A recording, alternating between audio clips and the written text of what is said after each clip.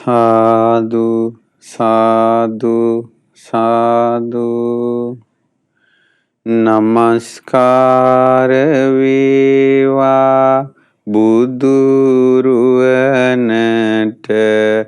සැමදා බුදු හිමි සරණ යමි. නමස්කාර වේවා ධම්රුවනට සැමදා සදහම් සරණ යමි. නමස්කාර වේවා සංඝරුවනට සැමදා මහා සංඝ සරණ යමි.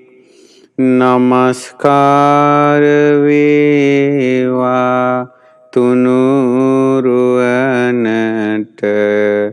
සැමදා තිසරණ සරණ යමි.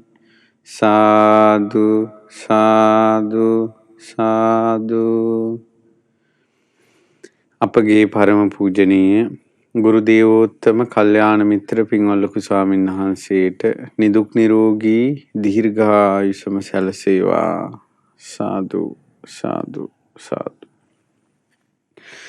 ශ්‍රද්ධාවන්ත පින්වත්නි, අද ඊටමත් වටිනා අතිශයින් මිහිරි මනහර බුදුරජාණන් වහන්සේගේ කාලයේ සිදු අපූර්ව සිදුවීමක් ඔබට ඉගෙන ගන්න ලැබෙනවා.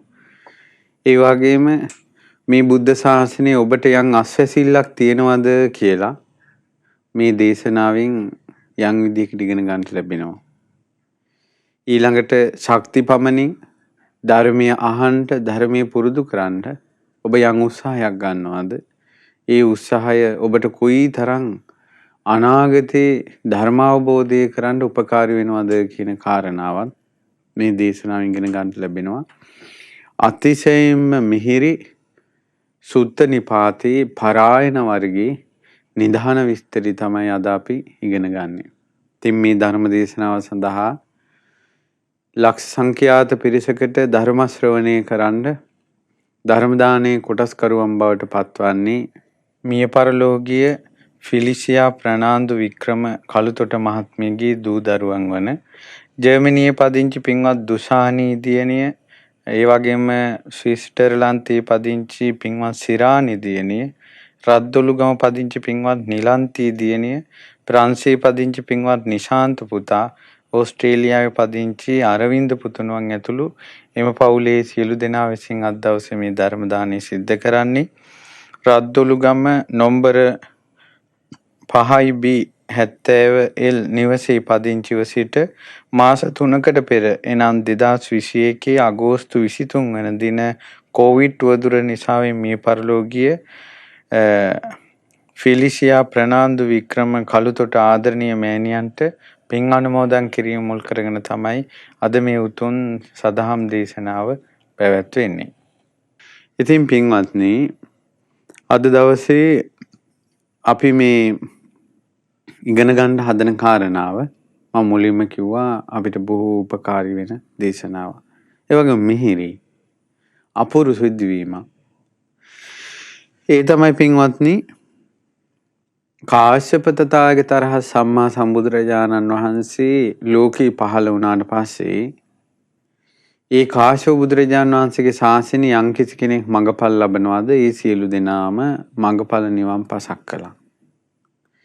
ඉතින් නිර්වාණ අවබෝධය පිණිස බොහෝ පින් රැස් කරගන්න ඒ කාලේ උපාසක උපාසිකාවන්ට වාසනාව ලැබුණා. සිව්වනක් පිරිස භික්ෂු භික්ෂුණී උපාසක උපාසිකාවෝ සෝතාපන්න සකදාගාමි අනාගාමි අරහත් කියන සතර මාර්ග සතර ඵලයන්ට පැමිණ ඒ කාශ්‍යප බුද්ධ ශාසනයේ පිහිට පිළිසරණ සලසා ගත්තා.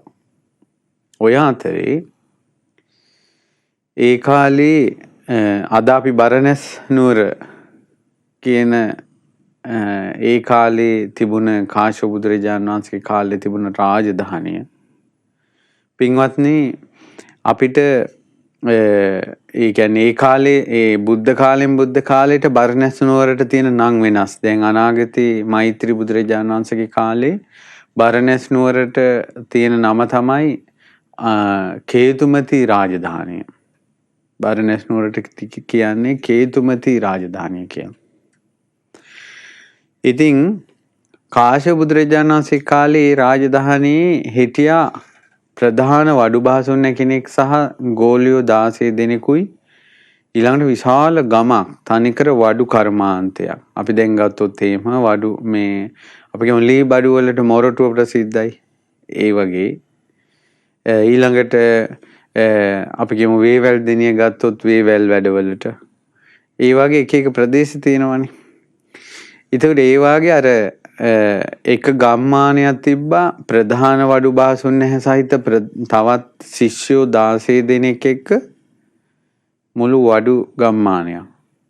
මේ වඩු පිරිස එකතු වෙලා ආකාශයෙන් යන මේ සැහැල්ලු ලී වලින් ආකාශයෙන් යන යානා හදලා ඈත තියෙන ජනපදයක් ආකාශයෙන් ගිහිල්ලා රජුරෝ බය කරලා ඒ රජුරුවන්ගේ රාජධානිය අල්ලගත්තා මේ වඩු බාසුන් නැලා. ඊට පස්සේ තමන්ගේ කියලා රාජ්‍යයක් දැහැමිව ගොඩ නැගුවා. කාෂ්ඨ වාහන මේ රාජ්‍ය කියලා තමයි කියන්නේ. ඒ රජුරෝ කාශ්‍යප බුදුරජාණන් වහන්සේ පහළ වෙලා හිටපු අද අපි බරණැස කියන රාජධානියේ තියෙන රජුරොත් එක්ක හිතවත් වුණා. නිතර පුද පඬුරු හුවමාරු කරමින් නොදුටු මිතුරන් බවට පත් වුණා. කාෂ්ඨ වාහන රාජ්‍යයෙන් එන වෙළඳුන්ට අද අපි බරණැස කියන රාජධානියේ වෙළඳාම් කිරීමේදී බදු ගත්තේ නැහැ. බරණැසින් කාෂ්ඨ වාහන රාජධානියට යන අයට බදු ගත්තේ නැහැ. එච්චර හිතවත් වුණා. ඊට පස්සේ මේ දෙන්න තුටුපඬුරු රජවරු හුවමාරු කරගන්නවා. කාශ්‍යප බුදුරජාණන් වහන්සේ ධර්මයේ දේශනා කරනකොට රජ්ජුරුවෝ බුද්ධෝ ලෝකේ සමුප්පන්නෝ හිතාය සබ්බ පානිනං සියලු සත්වයන්ට හිතසුව පිණිස බුදුරජාණන් වහන්සේ නමක් ලෝකී පහළ වුණා. ශ්‍රී සද්ධර්මයේ පහළ වුණා. ආර්ය මහා සංඝරත්නය පහළ වුණා කියන තුනුරුවන් නැමැති මහා මාණික්‍ය තුන ගැන රම්පතක ලියලා බරණැසින් කාෂ්ඨ වාහන රාජ්‍යයට යවුවා. ඒ රජුරු ඉතාමත් ප්‍රීතියට පත් වෙලා තමන්ගේ ප්‍රධාන සෙන්පති අමාත්‍යවරු 15 දෙනා කැඳෙව්වා. කැඳවලා කිව්වා ලෝකෙට කලාතුරකින් පහළ වුණු ලෞතුරා සම්මා සම්බුදු කෙනෙක් පහළ වෙලාලු. නුඹලා ඒ බුදුරජාන් වහන්සේ හොයාගෙන යන්න ඕනේ. ඒ භාග්‍යතුන් වහන්සේ අපේ රාජධානියට වඩම්මන්න ඕනේ.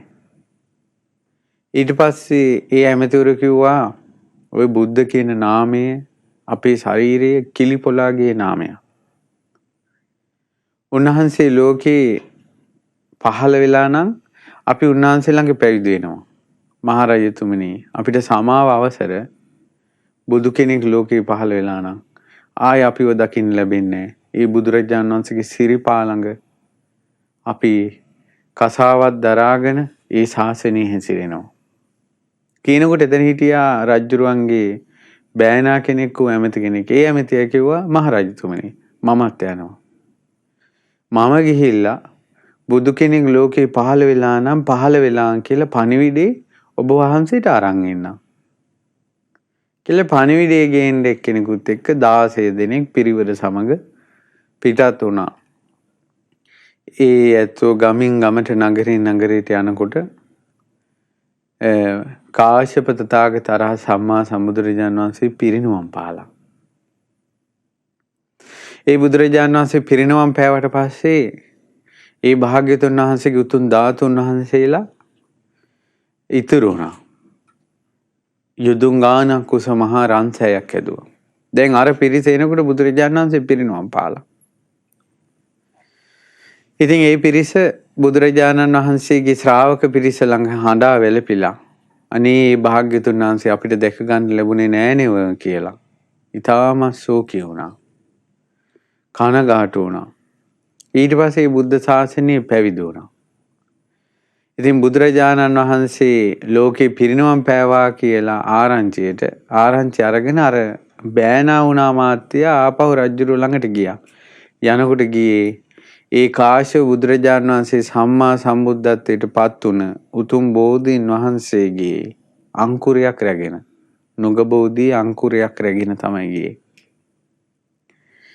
ඊට පස්සේ කාශ්‍යප බුදුරජාණන් වහන්සේ පරිභෝග කරපු යම් චීවරයක් රැගෙන තමයි ආපහු ගියේ. ඊට පස්සේ ගිහිල්ලා මහරජුරවන්ට කියා හිටියේ රජතුමනි ඒ තථාගත බුදුරජාණන් වහන්සේ පිරිනුවම් පෑවා. අපිත් ගියේ පිරිස පැවිදි වුණා. ඒ ඇත්තෝ මහානකම් පුරනවා. මමත් මේ පණිවිඩය රැගෙනයි මේ ආවේ කියලා මහරජුරවන්ට කිව්වා. මහරජුරෝ රාජ උද්‍යානයේ කාශ්‍යප බුදුරජාණන් වහන්සේගේ බෝධි රෝපණය කළා. ඊට පස්සේ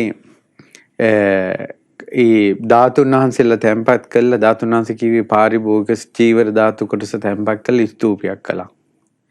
ඒ ස්තූපයේ වැඳ බෝධියට උපස්ථාන කර අර ස්වාමීන් වහන්සේලා වඩම්මලා බණ අහ පින් කළා. ධර්මයේ ඇහුවා. ධර්මයේ පුරුදු කළා. ඒතකොට පින්වතුනි අර ගිය 15 දෙනාටවත් පණිවිඩය රැගෙන ආපු අමාත්‍යවරයාටවත් රජතුමාටවත් ධර්මය අවබෝධ කරන්න බැරි වුණා. නමුත් ඒ ශාසනය බණ ඇහුවා. බෝධීන් වහන්සේට වන්දනා කළා. ධාතු ස්තූප වන්දනා කළා. එහෙම මුළු ජීවිත කාලෙම ඒ විදිහට ගෙවෙන්න ඇරියා. ඔන්න තථාගත බුදුරජාණන් වහන්සේ පින්වතුනි කාශ්‍යප බුදුරජාණන් වහන්සේගේ ශාසනයේ ලෝකෙන් අතුරුදහන් වෙලා ගියා. අතුරුදහන් වෙලා ගියට පස්සේ එතකොට ඒ අර පිරිසත් මැරිලා ගිහිල්ලා රජුරෝ දිව්‍ය විමානයක ඉපදුනා. දැන් රජුරෝ ගිහියෙක් විදිහට හිටියේ. රජුරෝ දිව්‍ය විමානයක ඉපදුනා. ඒ දිව්‍ය විමානයේම පිරිවර විදියට අර හාමුදුරුවෝ ටිකක් අපවත් වෙලා ගිහිල්ලා ඉපදුනේ එතනමයි. ඒකට දැන් බලන්න අර ඒ සියලු පිරිසට මාවත පෙන්වුවේ රජුරෝනේ බුදුරු හොයාගෙන යන්න කියලා. ඊට පස්සේ ධාතු සෑය බෝධි සෑය වන්දමින් වත්පිළිවෙත් කළේ රජුරෝනේ. ඒතර රජුරෝ ඉපදුන දිව්‍ය විමානයේ ප්‍රධානියා වෙලා රජුරෝමයි ඉපදුනේ. අර මහාන වෙලා හිටපු පිරිස පිරිවර විදියට තමයි ඉපදුනේ.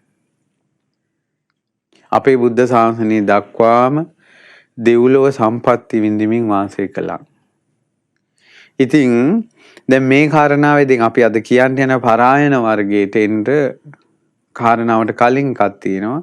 තව මේ පිරිස ඔක්කොම බුද්ධ ශාසනය ඉපදිලා මගපල් ලැබුවා. අපේ බුද්ධ ශාසනේ කාශ්‍යප බුද්ධ ශාසනේ බුදුරජාණන් වහන්සේ පිරිනවම් පාලා පස්සේ තමයි පැවිදි වුණේ. අර සෑය වන්දමින් බෝධිය වන්දමින් ධර්මයේ ශ්‍රවණය කිරීමෙන් පුළුවන් විදිහට පිළිවෙත් පුරමින් වාසය කළා. එතකොට බලන්න පින්වතුනි ඒ පිරිස ඒ කාලේ කාශ්‍යප බුද්ධ ශාසනයේ දහම් සැඩ පහරට අහුනේ නැහනේ. ඒ කියන්නේ ආර්ය අෂ්ටාංග මාර්ගයේ නැමැති ගංගාවට බැස්සේ නැහැ. අමා නිවන කරා යන. නමුත් අර ස්තූප වන්දමින් බෝධි වන්දමින් ධර්මයේ ශ්‍රවණය කිරීමෙන් අර දහම් සැඩ පහර අයිනේ සක්මන් කර හිටියා.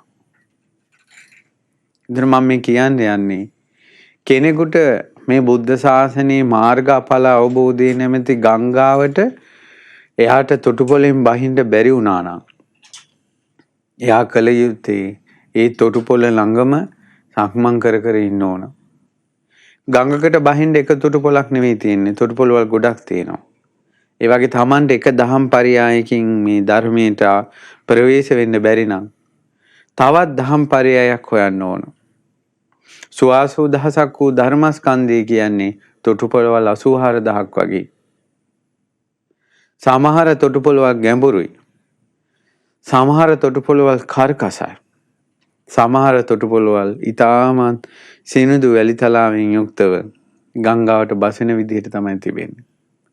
ඉතින් ඒ නිසා පින්වතුනි ඒ තොටුපොළ හඳුනා ගන්න Tamanට බැරි නම් තොටුපොළට බහින්නත් අපිට බැරි නම් තියෙන හොඳම ක්‍රමේ තමයි අර ගංගායිනෙම යන්න ඕනේ එහෙට මෙහෙට. ගංගාහිනේ මෙහෙට යනකොට පින්වත්නි තමන්ට තොටුපොළ අහුවෙනවා. එහෙම නැත්නම් ආය අවස්ථාවක් එයාට ලැබෙනවා. මම මේ කිව්වේ කාශ්‍යප බුදුරජාණන් වහන්සේගේ ශාසනයේ ඒ පිරිසට තොටුපොළට බහින්න බැරි වුණා. නමුත් සෑයවල් වැඳ බෝධි වැඳ ධර්මයේ ආහ සංඝයාට උපස්ථාන කර අර මේ බුද්ධ ශාසනයේ නැමැති ගංගාව අයිනේම හිටියා. ඊවරට වෙලා හිටියා. ඉතින් කොච්චර අවස්ථාවක් ඒ ඇතන්න ඒ තුලින් ලැබුණාද?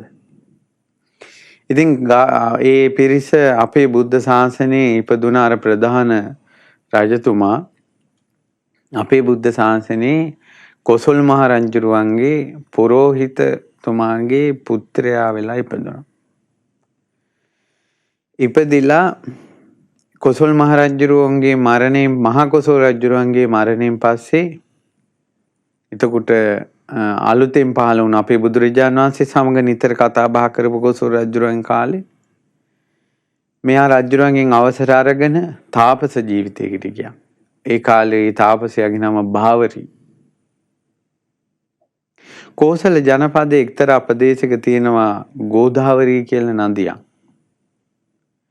ඒ ගෝදාවරි නදියයිනේ අර 16 දෙනාත් මැරිලා ගිහිල්ලා මේ දිව්‍ය ලෝකෙන් චුත වෙලා කොසල් ජනපදයේම ඉපදිලා. පරණ පුරුද්දට ඒ එක තාපසතුමාගේම ශිෂ්‍යව බවට පත් වෙනවා. බලන්න සංසාරයේ ස්වභාවය. කලින් එකටයි පින් කළේ මේ ජීවිතෙත් එකතු වුණා. ඊට පස්සේ මොකද උනේ? ඔන්න එකට දැන් පින් කළා එකට ඉපදුනානේ. මේ පිරිස බුදුරජාණන් වහන්සේ ලෝකේ පහළ වෙනකොට තපස් රකින්න තාපසයෝ පිරිසක්. මේ බාවරි තාපසතුමත් අජිත ඊළඟට මෝගරාජ ආදි වශයෙන් පිංගිය මේ වාගේ 16 දිනේ මේ ඇත්තන්ට තව ශිෂ්‍ය පිරිස වැඩිපුර හිටියා. දැන් ගෝදාවරි නදී තීරේ මේ පිරිස වාසය කරනවා. කාලෙන් කාලෙට බාවරි තාපසතුමාට උපස්ථාන පිණිස ගමේ අයබදු ගෙනත් දෙනවා. මේ තාපසතුමා මේ ලැබෙන වස්තු ඔක්කොම එකතු කරලා අවුරුද්දකට වතාවක් ලොකු යාගයක් කරනවා, දන් දෙනවා. ඉතින් බාවරි තාපසතුමා බුදුරජාණන් වහන්සේ ලෝකේ පහළ වෙලා වසර 9ක් විතර ගියාට පස්සේ එතකල් දන්නේ නැහැ ලෝකේ බුදු කෙනෙක් පහළ වුණා කියලා. ඒ අවුරුද්දේ ඔහුගේ යාගය කරන්න මහා ධන සම්පatti ගෙනල්ලා දැන් යාගය කළා. හැම පැත්තෙම මිනිස්සු බ්‍රාහ්මණයෝ තවුසෝ ආවා. සියලු දෙනාට දන් දුන්නා. දන් දීලා අවසානයේ එක පළතුරු ගෙඩියක් නැති වෙන තරමට දන් දුන්නා. දැන් ආරාමේ කිසිම දෙයක් නැහැ. ඉතින් දාන දීලා මහත් සන්තෝෂෙන් ගෝදාවරි නදිය දිහා බලාගෙන සතුටෙන් ඉන්නවා. ඔය දවසේ එක්තරා ගම්මානයක මිනිහා යටපත් කරගෙන ඉන්න එක්තරා ස්ත්‍රියක් අර මිනිසයාට බොහෝසේ අඩන්තේට්ටම් කළා කිව්වා. තොටු උපස්ථාන කර ඉන්න මට බෑ. ඵලයන් දැන් ආන මේ බාවරි තාපසයා දන් දෙනවා. කහවණු 500ක් බාවරි තාපසතුමාගෙන් දනට ඉල්ලගෙන ඇවිල්ලා ඒකෙන් වැඩකාර කෙල්ලෙක් අරගෙන ඇවිල්ලා මේ ගෙදර වතුර අදින්න උයන්න පිහන්න දාපන් මට බෑ වැඩ කරන්න. ඉතින් අර බමුණා කොණ්ඩේ උඩට බැඳගෙන දත්වල කහ පාට ගාගෙන මැලියන් තවරාගෙන ඊට පස්සේ නියපොතු දික් කරගෙන කොණ්ඩේ හැඩපල්ලු ගෙතුණු විදියට හරි ගසගෙන පරණ පුරාණ තාපසෙක් විදියට වෙස්මාරු කරගෙන දැන් ආවා. එහෙම ඇවිල්ලා අර මේ ගෝදාවරි නදී තීරේ ඒ වෙනකොට තමයි අර තාපසතුමා දාන දීලා සන්තෝෂෙන් ඉන්නේ. උන අද වුණත් අපි පිනක් කළා සන්තෝෂෙන් ඉන්න වෙලාවට මොකක් හරි කඩාපාත් වෙනවනේ. ඒ වගේ දැන් අර සන්තෝෂෙන් ඉන්න වෙලාවට අර තාපසයා වගේ ඉන්න මේ කූට තාපසයා ඇවිල්ලා අර තාපසයාගේ ආරාමයේ ඉස්සරහා වෙනම ආසනයක මොනර පිළිම් පිහලා ඉතින් තාපසාරූඪව ආසනාරූඪ වෙලා ඉතින් අර තාපසයාට කතා කළා. ඉතින් බාවරි තාපසතුමා හොඳට මෙයාව පිළිගෙන සසදු ස්වාමීන් කතා කළා. තාපසේ ඇයි පැමිණී කියලා අහනකොට ඔබතුමා දන් දෙනවනේ මට මේ කහවණු 500ක් වමනා වෙලා තියෙනවා. ඒ කහවණු 500 ඉල්ල ගන්නයි මා මේ පැමිණේ. ඊට පස්සේ කිව්වා අනේ තාපසේ මං අද දවසේ දන් දුන්නා එක පළතුරු ගෙඩියක් ආරාමේ නැති තරමට දන් දුන්නා. ඒ නිසා කහවණු 500ක් මා තුල නැහැ. ඒකට අර තාපසයා තරහ ගිහිල්ලා කෑ ගහලා පෑන් කෙන්ඩි අතට අරගෙන අතට පැන් ටිකක් අරගෙන කිව්වා ඉල්ලගෙන ආපු කෙනෙකුට මේ තාපසයා නැහැ කියලා කියනවා. ඒ නිසා මට දුන්නේ නැති මේ සාපේට මේන් 7 වෙනි දවසේ නුඹගේ හිස් මුදුන 7 කඩකට පැලේවා කියලා අර තාපසයා අතට පැන් ටිකක් අරන් බාවරි තාපසතුමාගේ ඇඟට ඉස්සා. බාවරි තාපසතුමා හොඳටම බය වුණා. ඇඟ රත් වෙලා ගියා. අර කූට තාපසයා ගියා. දැන් බාවරි තාපසතුමා කන්නේ නැහැ, බොන්නේ නැහැ, බලාගත්තු අත බලාගෙන බය වෙලා ඉන්නවා. බාවරි තාපසතුමා ධ්‍යාන වඩපු කෙනෙක්. සමාධියට හිත ගන්න බෑ. දැන් බලන්න දානයක් දෙන්න ගිහිල්ලා වෙච්ච දෙයි. එකක් දානේ දෙන්න ගිහිල්ලා හිත සතුටින් ඉන්න බැරි වුණා ඒ හැටි වෙලාවක්. ඒතර මේ ලෝකේ සාමාන්‍යයෙන් තියෙන ස්වභාවය තමයි පිනක් කරලා සතුටින් ඉන්න අමාරුයි. හේතුව ඒකට ගොඩාක් බාධා ඇති වෙනවා. ඊට පස්සේ දැන් ඔන්න හොඳටම රත් වෙලා බය වෙලා කන්නේ නැතුව බොන්නේ නැතුව ඉන්නකොට ඒ වනයේට අධිග්‍රහිත එක්තරා දෙවි කෙනෙක් සංසාර ඥාතියෙක් වෙන්න ඇති. එක්තරා දෙවි කෙනෙකුට බාවරි තාපසතුමා ගැන දුක හිතුණා. දුක හිතිලා අර බාවරි තාපසතුමාගේ ආරාමේ ආකාශේ පහළ වුණා. පහළ වෙලා කිව්ව තාපසය ඔය නුඹ ළඟට දානේ ඉල්ලගෙන ආපු තාපසයා කූට තාපසෙක් වංචනිකෙක්. ඔහුට ඇති තාපසකමක් හෝ සීලයක් හෝ ගුණයක් හෝ තපසක් නැහැ. ඔබව වංචා කරලා ඔබගෙන් ධනෙ ගන්නයි එහෙම සාප කළේ. ඔය තාපසයා හිස් මුදුන දන්නෙත් නැහැ. හිස් මුදුන පැලෙනවා කියන එක දන්නෙත් නැහැ. ඒතකොට මේ බලන්න මේ තමන් සංසාරේ පුරුදු කරපු ඥාණයෙන් ඒ කෙනෙක්ව මෙහෙවන හැටි. ඊට පස්සේ අර තාපසයා එකපාරම අහනවා දේවතාවා මේ හිස මුදුන පැලෙනවා කියලා කියන එකයි ඔබතුමා දන්නවද? ඊට පස්සේ කිව්වාට දෙවියා අනේ මම දන්නේ නැහැ. එහෙනම් හිස මුදුන පැලෙනවා කියන එකයි දන්න කෙනෙක් මේ ලෝකේ ඉන්නවද? ඊට පස්සේ අර දෙවියන් කියනවා තාපසය හිස මුදුන පැලෙනවා කියන එකයි දන්නේ ලෞතුරා සම්මා සම්බුදුරජාණන් වහන්සේලා. ඒ ලෞතුරා සම්මා සම්බුදුරජාණන් වහන්සේ ලෝකේ දැන් පහළ වෙලා ඉන්නවා. ඒ බුදුරජාණන් වහන්සේ නම් දන්නවා. ඉතින් බුද්ධ කියන වචනේ අහපු ගමන් මුළු ශරීරේම රෝම උද්ගමණය වුණා. අතීතෙත් එහෙම වුණානේ.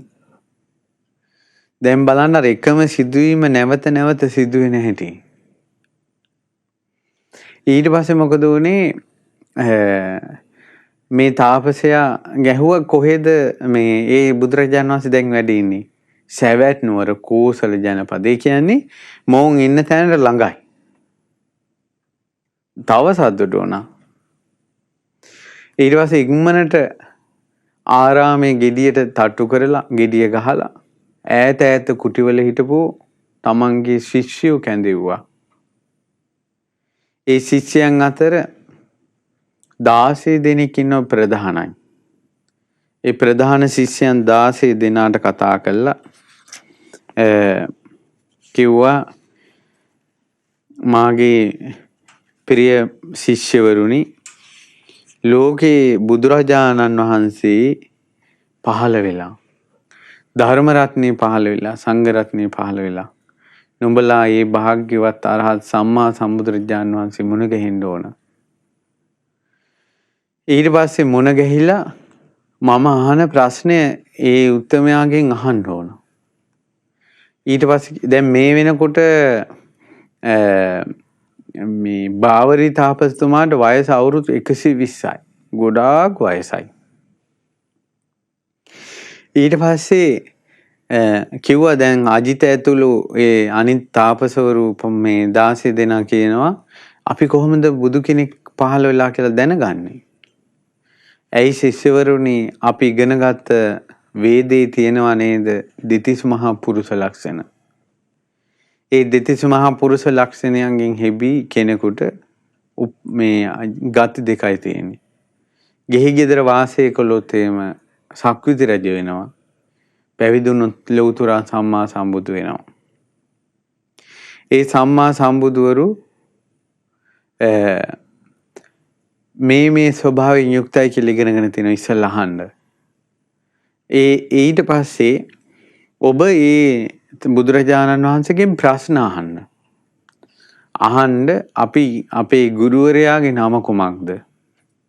ගුරුවරයාගේ වයස කීයද? ඊළඟට ගුරුවරයා මොන වේදද ඉගෙනගෙන තියෙන්නේ?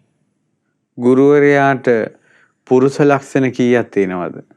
අපගේ ගුරුවරයාට ශිෂ්‍යයෝ කීයක් ඉන්නවද? හිස් මුදුන කියන්නේ මොකද්ද? හිස් මුදුන පැලෙනවා කියන්නේ මොකද්ද කියලා ප්‍රශ්න 7ක් අහන්න ගෑනවා. හැබැයි ශිෂ්‍යවරුනි මේ ප්‍රශ්න කටින් අහන්න එපා. හිතෙන් අහන්න.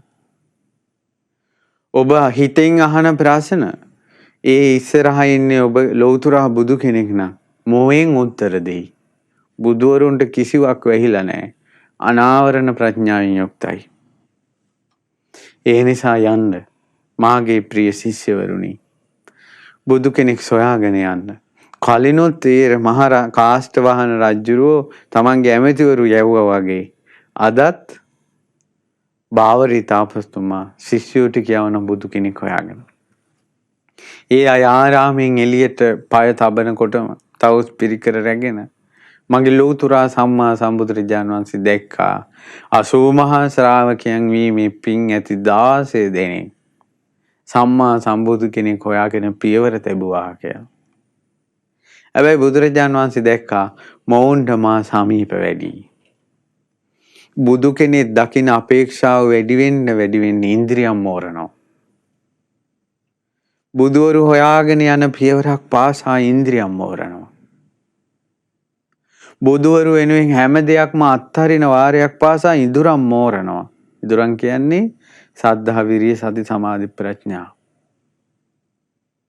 බුදුවරු ළඟ ගැන තියෙන අපේක්ෂාව. ඒ කියන්නේ බුදු කෙනෙක් මුණ ගැහෙන, බුදු කෙනෙක් එක්ක කතා කරන, බුදු කෙනෙක් එක්ක ධර්ම සාකච්ඡා කරන අවස්ථාව අත්හරින්න නැතුව වීරියෙන් පවත්වා ගැනීම තුළ තව ඉඳුරම් මෝරනවා.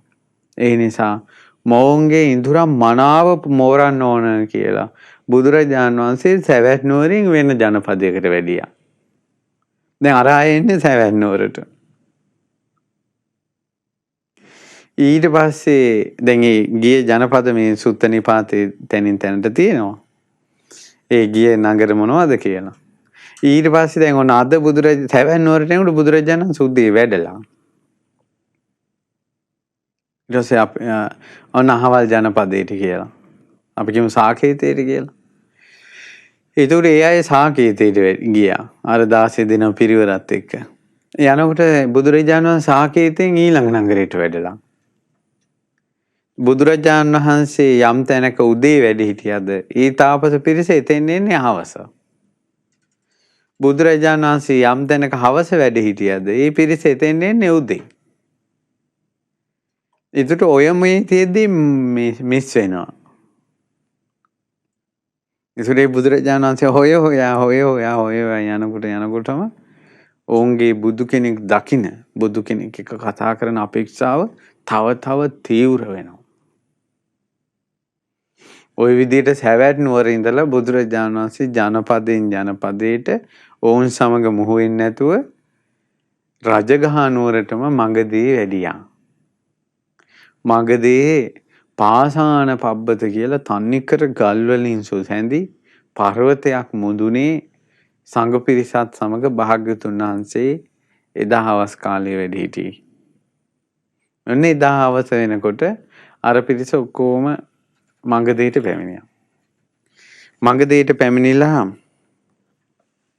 පින්වතුනි දැන් ඒ පිරිස තියෙනවා මේ බාවරීගේ වචනේ අහපු අජිත තිස්ස මිත්තේය පුන්නක මිත්තගු දෝතක උපසීව නන්ද හේමක තෝදෙය කප්ප ඒ වගේම චතුකන්න ඊළඟට භද්‍රාවුද පණ්ඩිත ඊළඟට පෝසාලෝ මෝගරාජ පිංගිය මේ වගේ ඒ 16 දෙනාගේ නම් තියෙනවා. ඉතින් මේ පිරිස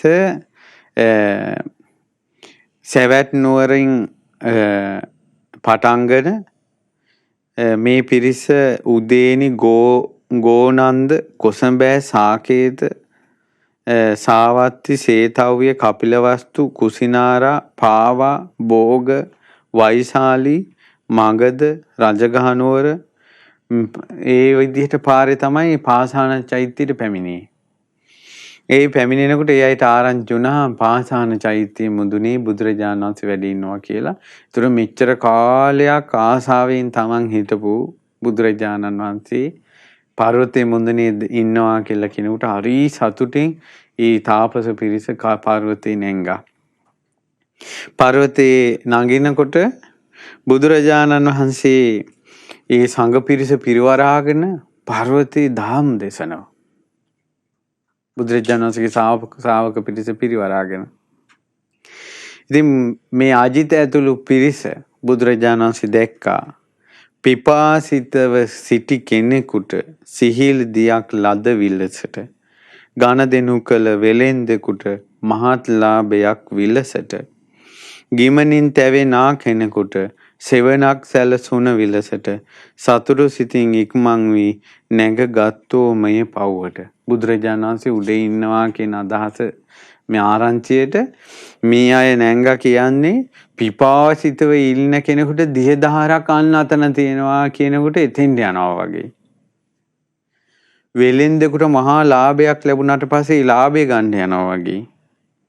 ඊළඟට අවකාශකේ පිච්චි ආපු කෙනෙකුට සීතල හේවණක් තියෙන ගහක් යට යනවා වගේ තමයි අජිත ඇතුළු පිරිස කන්දේ නැංගක යන්නේ.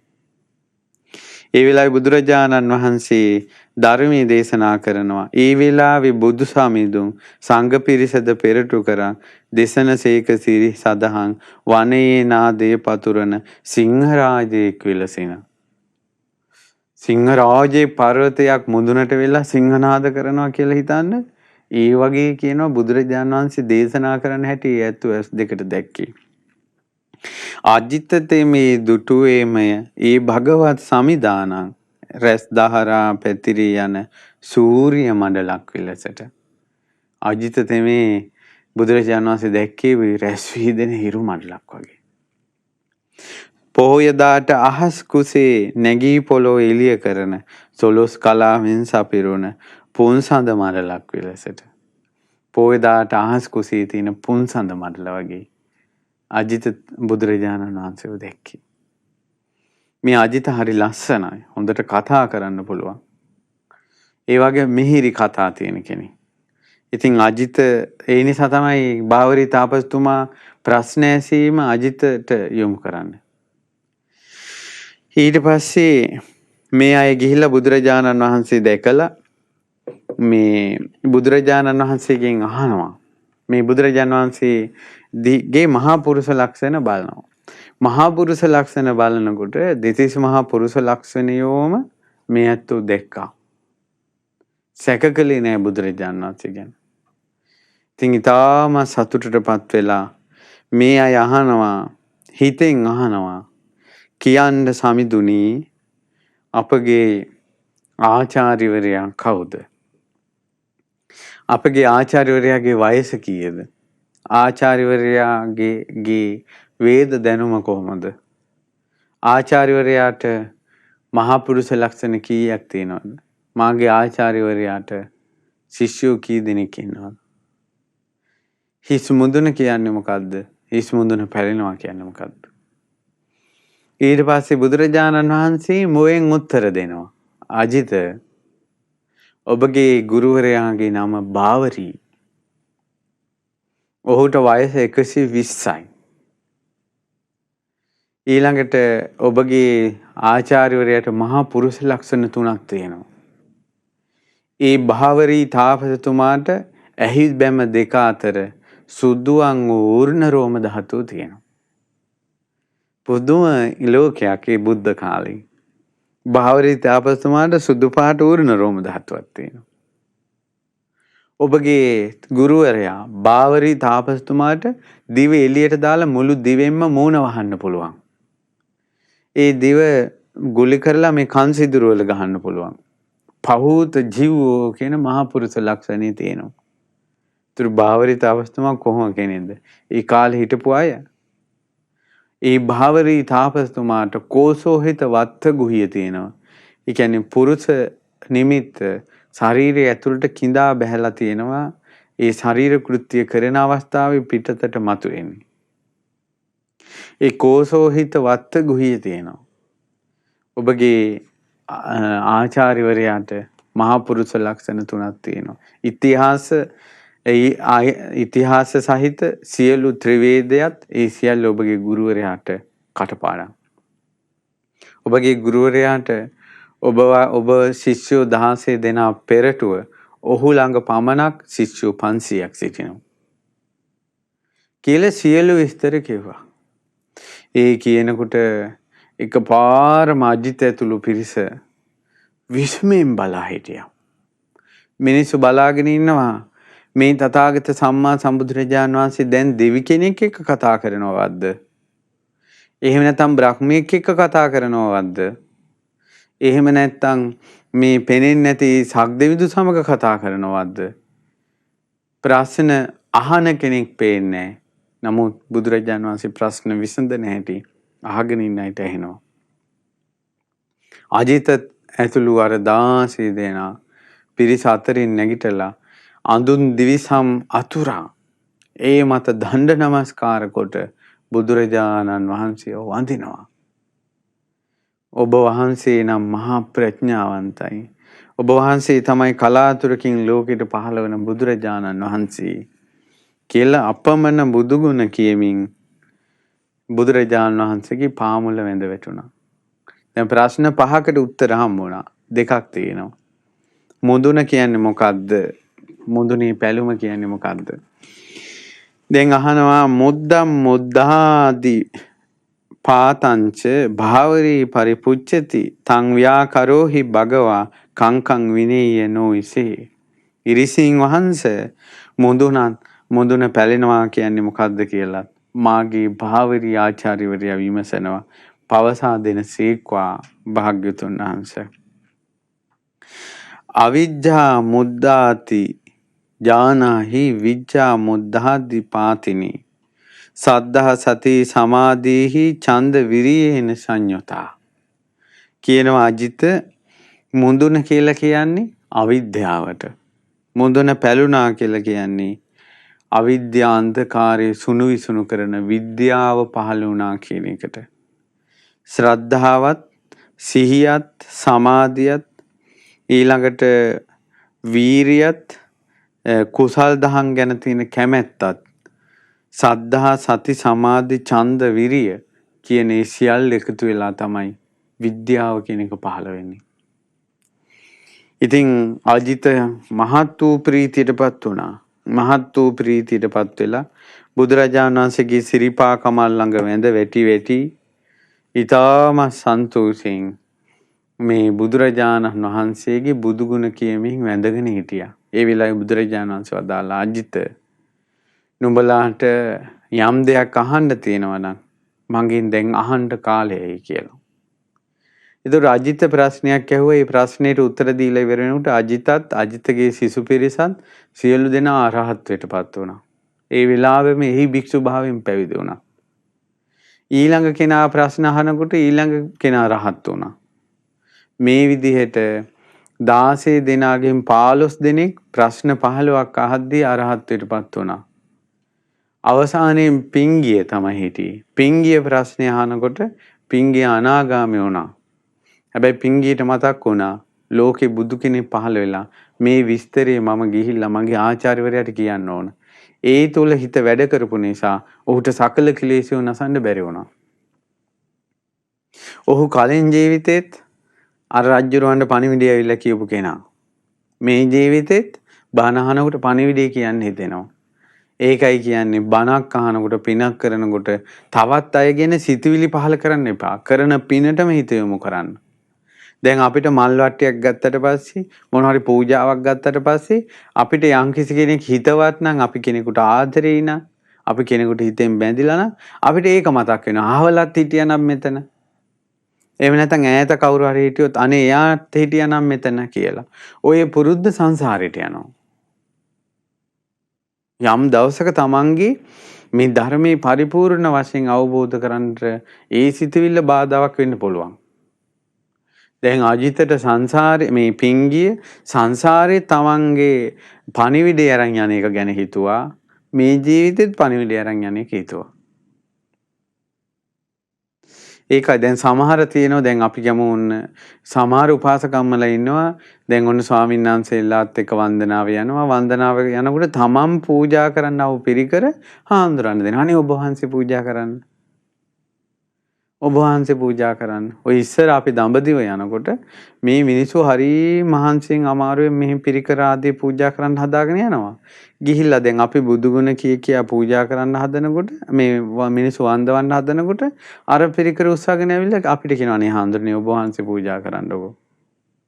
එතකොට තමන් ගෙනහපු පූජා වස්තුව බුදු කෙනෙකුට පුදන්න යද්දී තව කෙනෙක් මතක් වෙනවා. ඒ නිසා හිත හදාගන්න ඕන බුද්ධ වන්දනා වෙලාවේ දාන් දෙන වෙලාවේ ඒ මුළු හිතම ඒ දාණයට යොමු කරන්න. මුළු හිතම වන්දනාවට යොමු කරන්න.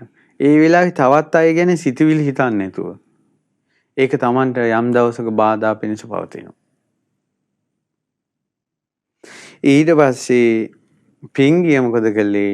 පිංගිය මේ ආපහු මේ බුදුරජාණන් වහන්සේ ළඟ පිංගිය පැවිදි වුණා. පිංගියගේ ශිෂ්‍ය පිරිස අරහත්ත්වයටපත් වුණා. පිංගිය අනාගාමී වුණා. පිංගිය තෙරුන් වහන්සේ ඒ වෙලාවේ තමාගේ ගුරුවරයාට පණිවිඩය කියන්න තියෙන ආසාව නිසා බුදුරජාණන් වහන්සේගෙන් අවසර ඉල්ලුවා මං ආපහු ගෝදාවරි නදියට යන්නම් කියලා. අනාගාමී ස්වභාවය කියන්නේ සමාධිය පරිපූර්ණයි. ඒ වගේ පිංගියට 이르දි සම්පත්තියක් ලැබුණා. ඒ නිසා පිංගිය එතනින් අතුරුදහන් වෙලා ගෝදාවරි නදී තීරේ පහළ වුණා. පහළ වෙලා පාගමනින් ආරාමයට යනකොට භාවරී තාපසතුමා අර ආසනයේ ඉඳගෙන ඈත බලාගෙන ඉන්නවා. අද පණිවිඩයක් එයි. අද පණිවිඩයක් එයි කියලා. පිංගිය දකිනකොට ගෝදාවරි නදී තීරයෙන් මතුවීගෙන එනවා. භාවරී තාපසතුමා අතිශයින් ප්‍රීතියටපත් වුණා. පිංගිය ඒ තථාගතයන් වහන්සේ ලෝකෙ පහළ වෙලාද ආචාර්යවරයෝ බ්‍රාහ්මණය තුන් ලෝකෙට උතුම් බුදුරජාණන් වහන්සේ පහළ වෙලා කියලා අපමණ බුදුගුණ කිව්වා. අපමණ බුදුගුණ කියනකොට අහනවා පිංගිය ඔය තරම් උතුම් සම්මා සම්බුදුවරේ ඇයි පිංගිය නුඹ දාලා ආවේ? කියන මම දාලා ආවේ නැහැ. මම බුදුරජාණන් වහන්සේගෙන් ඈත් වෙලා නැහැ. මම බුදුරජාණන් වහන්සේ ළඟ ඉන්නේ. මං හිතෙන් බුදුරජාණන් වහන්සේත් එක්ක එකතු වෙලා ඉන්නේ. මං හිතෙන් බුදුරජාණන් වහන්සේගේ ළඟ ඉන්නේ. කියලා බුදුරජාණන් වහන්සේගෙන් මං ඈත් වෙලා නැහැ කියලා පිංගිය භාවරිට කිව්වා. පිංගිය තෙරුන් වහන්සේ මේ කතාව ඇති වෙලා බුද්ධාලම්බනම් ප්‍රීතියෙන් භාවරි යොද වැඩි යනකොට ලෞතුරා සම්මා සම්බුදුරජාණන් වහන්සේ දුටුවා භාවරීට ධර්මය අවබෝධ කරන්න දැන් සුදුසු වෙලාව කියලා බුදුරජාණන් වහන්සේ රත්තරම් පාට රැස් දහරාවක් විහිදෙව්වා ගෝදාවරි නදී තීරයට. දැන් පිංගිය තෙරුණොත් භාවරි තාපසයාත් අතරේ ඉස්සරහා රත්තරන් පාට එලියක් කරකිනවා. ඊට පස්සේ භාවරි තවත් ලොමු දැහැ ගැනීමටපත් වෙලා පිංගිය මේ මොකද්ද මේ? පිංගිය තෙරුන් කියනවා භාවරි බ්‍රාහ්මණය ලෞතර සම්මා සම්බුදුරජාණන් වහන්සේගේ රශ්මි ධාරාව. ඒතර බුදුරජාණන් වහන්සේ ඒ ආලෝකයේ අතරින් පිංගියයි භාවරි තාපසයයි දකින්න අර එළිය අතර. ඒ අයට පේනවා බුදුරජාණන් වහන්සේ ළඟ ඉන්නවා වගේ. දැන් බුදුරජාණන් වහන්සේ වැඩ ඉන්න තැනමයි වැඩ ඉන්නේ. බුදුරජාණන් වහන්සේ ආලෝකයෙන් තමයි අර දෙන්න දකින්නේ. නමුත් ඒ දෙන්නට ආලෝකයේ ඇතුලෙන් පේනවා බුදුරජාණන් වහන්සේ ළඟ ඉන්නවා වගේ. හරි අපූර්ව දෙයක්. ඊට පස්සේ බුදුරජාණන් වහන්සේ පිංගිය භාවරි තාපසතුමාට ධර්මයේ දේශනා කළා. අනාගාමී ඵලයටපත් වුණා. ඒ ධර්මය අහලා පිංගිය අරහන්තයටපත් වුණා. කොහොම හරි සසරින් නිදහස් වුණා. ඒ 16 දෙනාම 80 මහා ශ්‍රාවකයන් අතර මහා ශ්‍රාවකයෝ 16 දෙනෙක්. භාවරි තාපසතුමා අනාගාමී ඵලයටපත් වෙලා කාලක්‍රියා කළා. අද සුද්ධාවාස බඹලව සිටිනවා. කාශ්‍යප බුද්ධ ශාසනය යමක් පුරුදු කළාද? ස්තූප විහෙර විහාර සෑයවල් වැන්දද? ධර්මය අහ හිටියද? සංඝයාට උපස්ථාන කර හිටියද? ඒ ධර්මයේ හැසිරීමම මේ ජීවිතේට උපකාරී වුණා. ඒකයි කිව්වේ ගංගාවට බහින්න බැරි නම් තොටුපොළට යආගන්න බැරි නම් ගංගා අයිනෙම ඉන්න ගඟ නම් අත්හරින්න එපා. ගඟ අත්හරින්න එපා. කවදා හරි Tamanට තොටුපොළක් හම්බ වෙයි. එක තොටුපොළක් නෙවෙයි ගඟකට බහින්න තියෙන්නේ. තොටුපොළෙන් ගඟට බහින්න බෑ කියලා ගඟ අත්හැරලා ගියොත් එහෙම කවදාවත් ඔහුට වෙන තොටුපොළක් හෝ ගංගාවෙන් එන සීතල හුළඟවත් ඔහුට වැදෙන්නේ නැහැ. ඒ නිසා බුදුරජාණන් වහන්සේගේ ශාසනය ධර්මය අවබෝධ කරගන්න බෑ කියලා සමහර කෙනෙකුට සංතාපයක් තියෙන්න පුළුවන්. ඒ වුණාට අත්හරින්න එපා. ඒ ගංගායිනේ සක්වලං කරන්ට මේරි ශ්‍රී සද්ධර්මය ඇහෙනවා කියන ගංගාව හරහා අමාගෙන එන සීතල සුළඟ විඳ ගන්න. ගංගාව අයිනේ වැඩුණ සීතල ගස් කොළන් වල සෙවණේ සිටින්න. සංඝයාගේ ඇසුරි මේ බණ දහම් අහමින් සෑය බෝධිය විහෙර විහාර වන්දනා කරමින් නිතර පිං රැස් කරමින් කුසල් රැස් කරමින් වාසය කරන්න ඔබට ඊළඟ මොහොතේ අවස්ථාවක් ලැබෙනවා. මොකද බුද්ධ ශාසනයේ ස්පර්ශ වෙවි ඇලි ගැලි සිටිය පිරිස කලින් බුද්ධ ශාසනවල ඒ අයට තමයි මේ බුද්ධ ශාසනයේ මහා ශ්‍රාවකයෝ වීමේ වාසනාව ලැබුණේ. ඒ නිසා ඒ කාරණාවත් හිතන්න මුදුනත් මුදුනේ පැළුමක්. මුදුන කියන්නේ අවිද්‍යාව. අවිද්‍යාව පලනවා කියන එක විද්‍යාව. ඒ නිසා හිස මුදුන පැළුණාට පස්සේ සම්පූර්ණ ඉවරයිනේ. ඒ වගේ මේ සංසාරගත සත්වයාගේ මුළු සංසාර ගමනම සිඳින්න පුළුවන් වෙන්නේ අවිද්‍යාව සින්දුව. අවිද්‍යාව කියන්නේ චතුරාර්ය සත්‍ය අවබෝධ නොකිරීම. දුක නම් වූ ආර්ය සත්‍ය අවබෝධ කරගන්න ඕනේ. දුක්ඛ සමුදය නම් වූ ආර්ය සත්‍ය අවබෝධ කරගන්න ඕනේ. දුක්ඛ නිරෝධය දුක්ඛ නිරෝධ ගාමිනී පටිපදා ආර්ය සත්‍ය චතුරාර්ය සත්‍ය අවබෝධ කරගන්න ඕන. පළමුවෙනි වශයෙන්ම අවබෝධ කරන්නේ සත්‍යයි කියලා. මේ දුක කියන්නේ සත්‍යයක්. දුක්ඛ සමුදය කියන්නේ සත්‍යයක්. ඒ කියන්නේ දුක හටගන්න හේතු වෙන්නේම තෘෂ්ණාව එය සත්‍යයක් කියලා. තෘෂ්ණාව නැතිවීම තමයි අමා මහ නිවන දුක්ඛ නිරෝධය ඒකාන්තයෙන් සත්‍යයක් කියලා නිවන අදහා ගන්නවා. ඒ සඳහා තියෙන මාර්ගය ආර්ය අෂ්ටාංග මාර්ගයයි කියලා අදහා ගන්නවා. එකම මාර්ගය ආර්ය අෂ්ටාංග මාර්ගයේ වෙනත් විකල්ප නැත. ඒතර ආර්ය අෂ්ටාංග මාර්ගයේ ගමන් කරන්න කලින් ආර්ය අෂ්ටාංග මාර්ගයට පුරුදු කරන්න කලින් ඔහු තුළ ඇතිවන ඥානය තමයි නිවන පිණිස පවතින එකම මාර්ගය ආර්ය අෂ්ටාංග මාර්ගයයි කියන එක. සත්‍යයි කියලා. ඒ නිසා පින්වතුනි චතුරාර්ය සත්‍ය අවබෝධ කරන කෙනාට ඉස්සෙල්ලා පහළ වෙන්නේ සත්‍ය ඥානෙ නිසා මේ අවිද්‍යා අන්ධකාරයේ සුණු විසුණු කරන්න අවිද්‍යාව නැමැති හිස් මුදුන පලා දමන්න ඒ හිස් මුදුන පැලීම නැමැති විද්‍යාව සාක්ෂාත් කරන්න මේ චතුරාර්ය සත්‍ය අවබෝධය චතුරාර්ය සත්‍ය මේ විමසීම ඒකාන්තයෙන් උපකාරී වෙනවා. ඒ සඳහා තියෙන්න ඕන සද්ධා සති සමාධි ඡන්ද විරිය. සද්ධාව ඕන. ඒ කියන්නේ බුදුරජාණන් වහන්සේ වදාළ ධර්මයේ ඒ විදිහටම පිළිගන්න එක. සද්ධාව. ඒ කියන්නේ පින්වතුනි අපි නිවන දැකලා නැහැ. එහෙනම් බුදුරජාණන් වහන්සේගේ වචනේ නිවන විශ්වාස කරනවා. ඒක සද්ධාව. සෝවාන් නොවන කෙනා ආර්ය අෂ්ටාංග මාර්ගයේ තුලට බැසගෙන ප්‍රගුණ කළා නැහැ. නමුත් තියෙන මාර්ගය මේකමයි කියලා විශ්වාස කරනවා. ඊළඟට තෘෂ්ණාව තණ්හාව නිසායි සංසාර පැවැත්ම හටගන්නේ කියලා එයා අවබෝධ කරලා නැහැ. නමුත් ඒක විශ්වාස කරනවා බුද්ධ වචනේ. මේ විදිහට ආර්ය සත්‍ය විශ්වාස කරන එක බුදුරජාණන් වහන්සේගේ වචනේ විශ්වාස කරන එක විද්‍යාව උපදින්න හේතු වෙන එකක්. තර්ක කිරීම නෙමෙයි. මෙතන තර්ක කිරීම නෑ. තර්ක කරනවානේ එහෙම වුණොත් මෙහෙම වෙයිද මෙහෙම වුණොත් එහෙම වෙයිද ඔක්කොම නිවන් දැක්කොත් මොකක් වෙයිද නිවන් දකින්නට මම කියලා කෙනෙක් නැති වෙනව නේද කියලා අර වාද විවාද තර්ක විතර්ක කරනවානේ. ඒක හරියන්නේ නෑ. සද්ධාව තමයි මුල් වෙන්නේ තර්කේ නෙවෙයි. බුදුරජාණන් වහන්සේගේ වචනේ මේ විදිහට විශ්වාස කරන එක. ඊළඟට සද්ධා සති හොඳට සිහිය පවත්වනවා. ඊළඟට සමාධිය හිත එකඟ කරනවා.